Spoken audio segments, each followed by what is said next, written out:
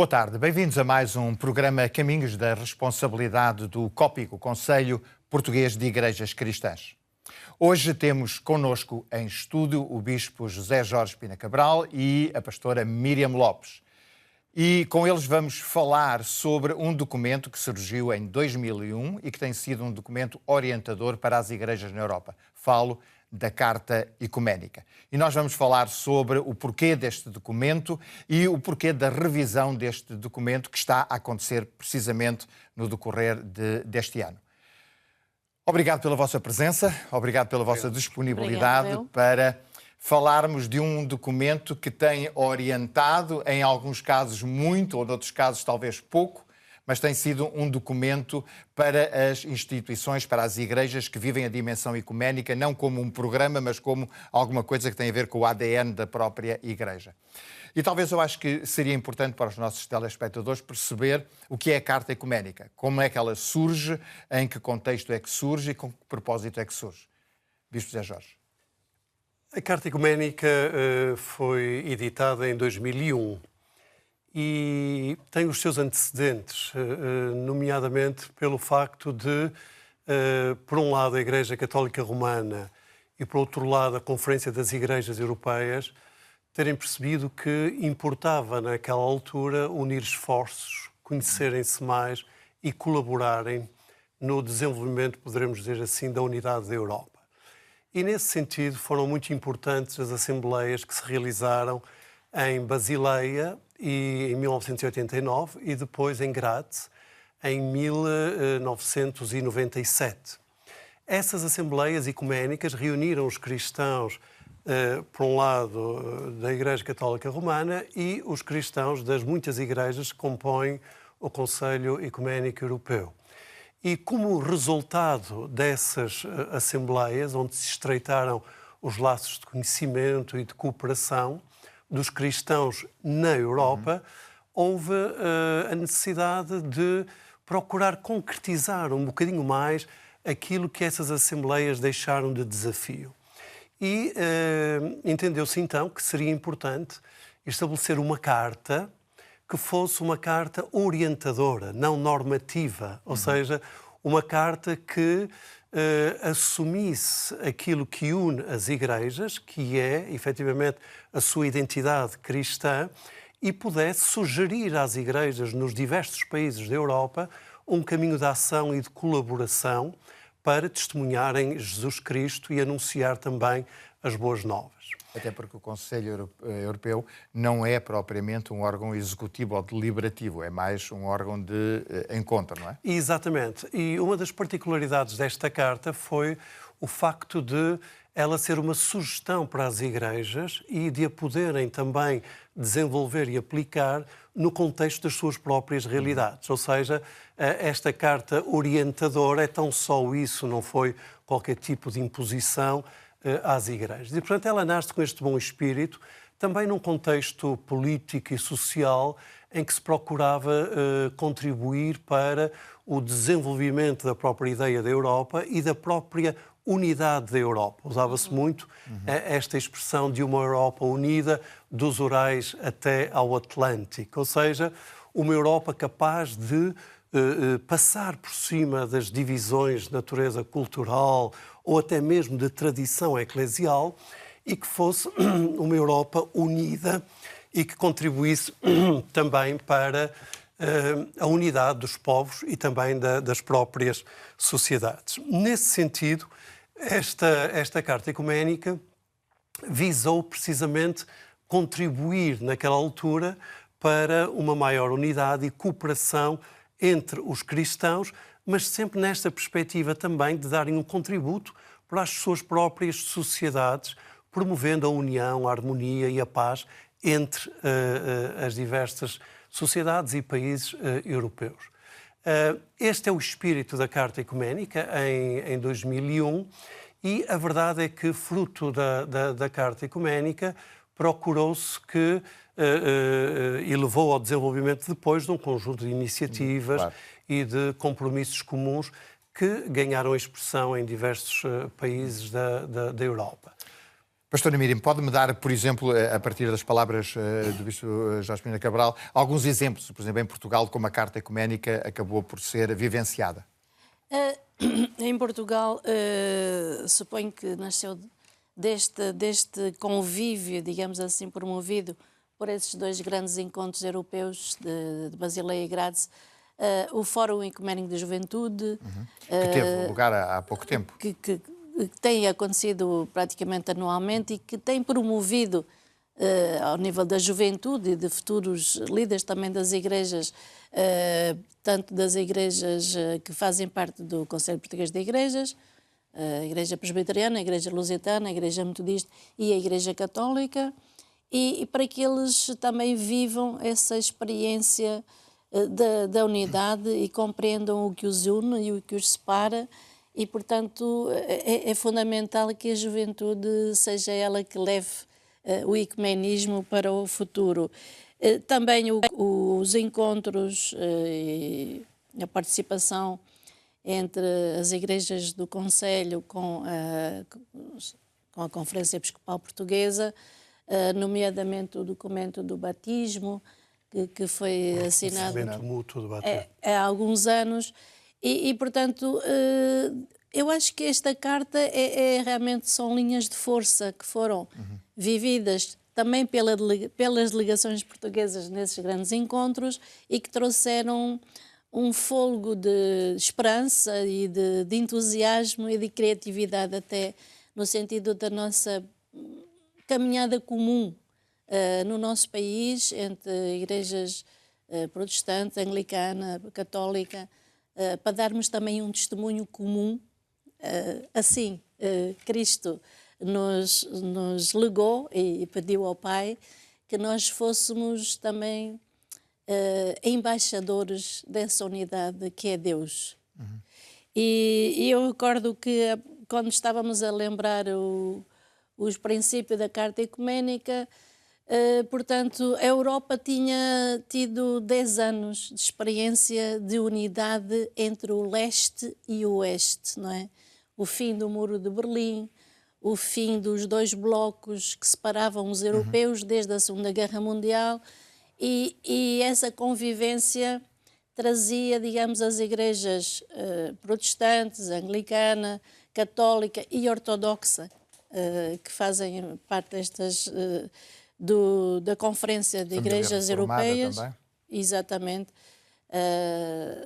As igrejas do Conselho, da Conferência de Igrejas Europeias, no fundo, é a família protestante e a família ortodoxa, digamos assim, e a partir daí o que nós vemos é um trabalho conjunto entre essa Conferência Europeia e o Conselho de Conferências Episcopais do lado católico. E um trabalho próximo, um trabalho conjunto, um trabalho, podemos dizer, a 2 ou a 3, mas um trabalho conjunto. E, neste momento, o que temos em... Mas já vamos falar do processo de revisão. Se me permite só, para um nível mais nacional, eu recordo que de então para cá se constituíram também grupos e comissões a nível local, ecuménicos, que de um modo regular se passaram a encontrar e a desenvolver atividades em conjunto. E uma que me é muito querida também, que se passa na região do Porto, é que, precisamente inspirados pela Carta Ecuménica, todos os meses os cristãos de diversas igrejas se encontram para orar de acordo com a tradição da igreja que recebe. Então é muito bonito porque ao longo de É o famoso roteiro ecuménico. É o famoso roteiro ecuménico. Então, em cada mês, os cristãos vão a uma Igreja Católica Romana e oram de acordo com a tradição da Igreja Católica Romana. Depois, no mês seguinte, vão a uma outra igreja, por exemplo, a Igreja Metodista, e celebram a oração de acordo com a tradição da Igreja Metodista. Ora, isto tem criado, digamos, uma vivência de proximidade e, acima de tudo, também de oração, no sentido de que a oração pela unidade é um dos suportes também do ecumenismo e tem permitido não só conhecer as tradições, mas ao mesmo tempo também viver as diferentes tradições litúrgicas, orantes e eclesiais de cada igreja, porque não há dúvida que uma coisa é nós conhecermos, outra coisa é vivermos em conjunto e estarmos juntos a orar ao Deus Pai, aquele que efetivamente nos concedeu o dom da unidade. Seria possível, e ainda antes de falarmos do processo de revisão que está em curso, seria possível dizer então que em 2001 a Carta Ecuménica é uma espécie de um incentivo, é uma espécie de uma tentativa de ir um pouco além daquilo que estava a ser feito? É, digamos, uma pedrada no charco, talvez de uma certa apatia que estivesse presente? Certo, porque a Carta Ecuménica, que é muito interessante, ela é constituída por diversos pontos e em cada ponto nós temos uma fundamentação, por exemplo, da oração, o porquê de orarmos em conjunto, e depois tem um conjunto de subpontos que nos dão pistas para orarmos em conjunto. E, portanto, é esse sentido prático, orientativo, digamos assim, que a Carta contém, que o torna um documento muito acessível e, ao mesmo tempo, também um documento muito prático e inspirador para o compromisso concreto dos cristãos na busca da unidade. Nesse documento original, ainda estamos a falar do documento de 2001, o enfoque era fundamentalmente na relação entre igrejas, na dimensão mais da espiritualidade, ou tinha também uma vertente social, uma vertente de preocupação, até porque vinhamos também de décadas anteriores da questão do ambiente, da década da migração, justiça, da migração. Sim. Essa preocupação existia. Portanto, no fundo, o texto tem duas grandes dimensões. No fundo, o tal contexto, a questão do contexto e, por exemplo, da preocupação com a criação, são talvez dimensões que se desenvolveram já nestes 20 e poucos anos. Okay. E, portanto, tem mais enfoque na revisão que está a ser proposta. Mas a construção da Europa, como falávamos há pouco, era uma matéria ainda em construção. A própria União Europeia, todo esse processo estava ainda em construção, mas no fundo também o sentimento de que uma Europa, lá está, de um ponto ao outro da geografia, ou seja, um espaço de missão. Portanto, há essas duas dimensões, a dimensão do contexto, mas a dimensão da espiritualidade, aquilo que nos une, talvez desfazer também preconceitos, não é? De parte a parte, quer do lado mais protestante, ou ortodoxo, ou católico, sobre o que é que são os outros, o que é a fé dos outros, não é? E perceber que o sumo do credo é comum, e a oração comum, e a vivência comum, a experiência comum, o testemunho comum do Evangelho às pessoas que vivem na nossa Europa. Também já estava em cima da mesa, de certa forma, salvaguardar a criação, a relação com outras religiões e com outras visões mundiais, mas... A paz. A paz, sim. A paz que, se calhar neste momento, são aspectos mais candentes, que tocam mais a nossa sensibilidade de que a paz que foi alcançada desde a Segunda Guerra Mundial está constantemente em cima da mesa e constantemente em risco de levar pessoas nos nossos continentes. A relação também com o judaísmo e com o islamismo também. Sim, de religiões que têm uma presença significativa hoje já connosco. Esses aspectos são também bastante enfocados. Estavam presentes no texto original. Já estavam originalmente. O que nós percebemos, e daí talvez venha a proposta de revisão e este tempo de auscultação para uma revisão do texto, porque obviamente a Igreja tem que refletir e tem que estar no seu tempo. E obviamente muita coisa mudou nestes últimos 23 anos. E a minha pergunta é quais são talvez as mudanças mais significativas que porventura provocam esta necessidade de revisão? Sim, nesta revisão nós percebemos que há 3 novas áreas, poderemos dizer assim, de missão e que resultam precisamente das alterações sociais, culturais, políticas até que se verificaram na Europa ao longo já destes mais de 20 anos. E até tecnológicas. E tecnológicas. E elas são três, fundamentalmente, que é a questão das migrações, que hoje se coloca de uma forma muito premente na Europa. Portanto, nós vivemos um contexto em que a Europa acolhe as migrações e essa presença levanta muitas possibilidades e desafios com os quais as próprias igrejas também se confrontam. A segunda grande questão hoje é também a questão da paz na Europa, dado que nós estamos confrontados com uma guerra em que se vive vida na própria Europa. E não apenas a paz no contexto da guerra, mas a paz também no contexto de uma sociedade bastante conflituosa. Exatamente. Em Solidariedade. E uma outra grande área que está presente nesta revisão também da Carta Ecuménica é a questão precisamente da inteligência artificial e o papel da tecnologia. Ou seja, para estes novos desafios, as igrejas procuram também indicar caminhos e, de certo modo, afirmar e darem a sua própria visão. No caso, por exemplo, da inteligência artificial, o ponto basilar é de que nada pode colocar em causa aquilo que é a dignidade humana, aquilo que é a dignidade de cada trabalhador, respeitando naturalmente todo o desenvolvimento tecnológico que se opera e acolhendo bem esses desenvolvimentos enquanto expressão também da inteligência, da ciência, de tudo aquilo que Deus concedeu à pessoa humana para poder evoluir e desenvolver. No entanto, sabendo que o fruto desse desenvolvimento tecnológico, e neste caso aquilo que se fala hoje muito da inteligência artificial, não pode pôr em causa a pessoa humana.